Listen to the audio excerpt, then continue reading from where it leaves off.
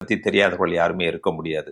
Saudi அரேபியால கிட்டத்தட்ட அரச குடும்பத்தினர் 20,000 பேர் இருக்காங்க. அந்த 20,000 பேர்த்துல வெறும் 2,000 பேர் மட்டும்தான் செல்வச் செழிப்புடன் இருக்கின்ற அரச குடும்பத்தினர். இப்ப இருக்கிற கிங் கிங் சல்மான் 1932 தான் இந்த சவுதி அரேபியா அப்படிங்கிற ஒரு நாடு உருவாக்கப்படுகிறது. அதை உருவாக்கியவர் யார் அப்படின்னா அப்துல் அசீஸ் அல்லது இபின் சவுத். இவர் தான் 1932 இந்த சவுதி அரேபியா அப்படிங்கிற ஒரு நாட்டை பல மாகாணங்களை இணைத்து ஒரு உருவாக்கினார். அதற்கு பின்னாடி பல கிங்ஸ் வந்தாங்க. King Abdullah, king Fahad, king Faisal. தற்பொழுது இருக்கின்ற அரசர் யார் என்று சொன்னால் மொனார்க் கிங் சல்மான். இவருக்கு வயசு 89. இவர் இந்த ஃபவுண்டர் அப்துல் அசீஸ் இவர்களுடைய 25வது மகன் தான் தற்போதைய சவுதியினுடைய அரசர். இவருடைய மகன் தான் கிரவுன் பிரின்ஸ் அப்படின்னு சொல்லுவாங்க. அதாவது இளவரசர், பட்டம் சூட்டப்பட்ட இளவரசர், அதான் கிரவுன் பிரின்ஸ். இந்த கிங் சல்மானுக்கு பின்னாடி வரக்கூடியவர் தான் முகமது பின் சல்மான், MBS அப்படின்னு அவர் செல்லமா கூப்பிடுவாங்க அந்த 3 இடத்துல.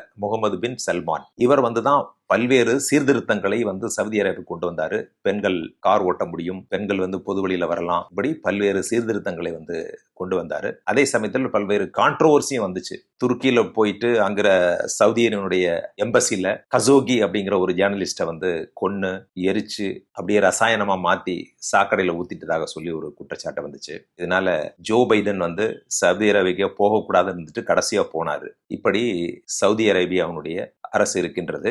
இந்த கிங் சல்மான் தான் உலகத்தினுடைய 3வது பணக்காரராக இருக்கக்கூடியவர். இப்போ நீங்க எல்லாமே கேள்விப்பட்டிருப்பீங்க, ஜூலை 19ஆம் தேதி ஸ்லீப்பிங் பிரின்ஸ் இறந்து விட்டார் அப்படிங்கறத நீங்க கேள்விப்பட்டிருப்பீங்க. அதெல்லாம் செய்தித்தாள்லையும் வந்துச்சு. யார் அந்த ஸ்லீப்பிங் பிரின்ஸ்? இந்த சவுதி அரேபியாவுடைய ஃபவுண்டர் முகமது அசீஸ் அவருடைய கொள்ளு பேரன் 36 வயதில் இறந்து விட்டார்.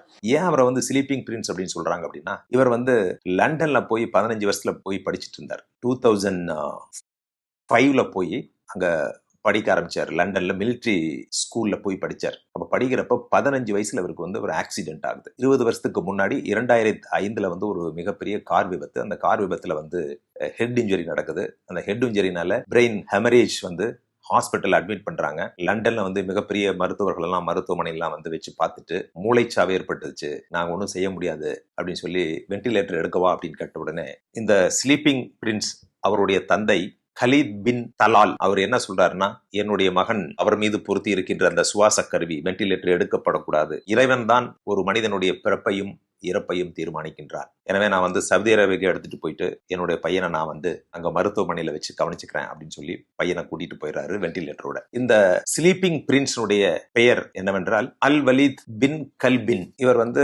சவுதி அரேபியாவில் ஒரு பெரிய அரண்மனையில எல்லா வசதிகளோடவும் ஒரு வென்டிலேட்டர் வச்சு பல நாடுகளிலிருந்து மருத்துவர்களை வரவழைத்து மருத்துவம் கொடுத்துட்டு இருக்காங்க.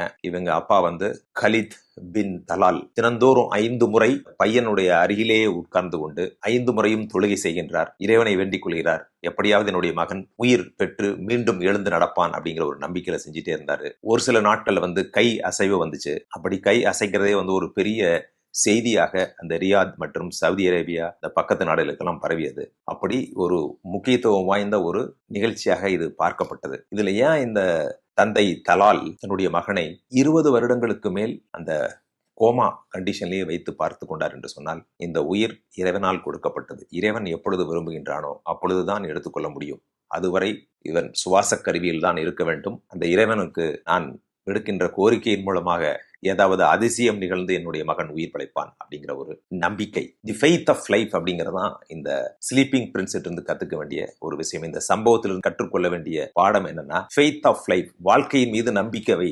அது நடக்கும், நடக்காமலும் போகலாம், இருந்தாலும் நம்பிக்கையோடு நாம் வாழ்க்கையை நகர்த்த வேண்டும் என்பதுதான் இந்த தூங்கும் இளவரசர் அல்லது ஸ்லீப்பிங் பிரின்ஸ் அவர்களுடைய கதை.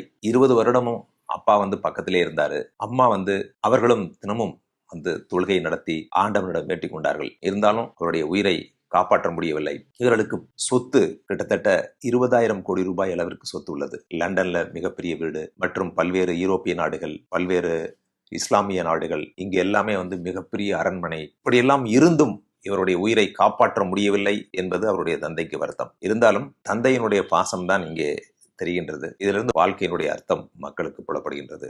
வாழ்க்கை என்பது ஒரு நம்பிக்கை. இப்ப இருக்கிற அந்த முகமது பின் சல்மான் கிரவுன் பிரின்ஸ் அவரும் இந்த ஸ்லீப்பிங் பிரின்ஸும் கசின்ஸ் அப்படின்னு சொல்லலாம். ஏன்னா அப்துல் அசீஸனுடைய பேரன் தான் முகமது பின் சல்மான் கிரவுன் பிரின்ஸ்.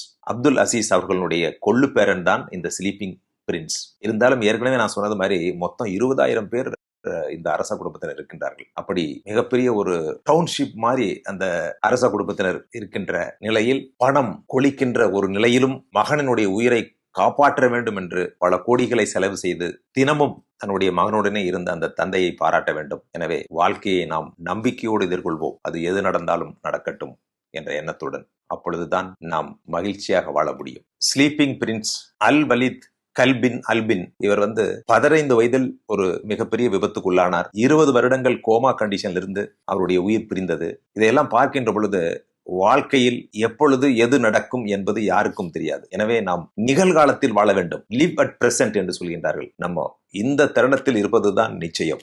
அடுத்த தருணத்தில் என்ன நடக்கிறது என்பது தெரியவில்லை. எனவே வாழ்க்கையை நாம்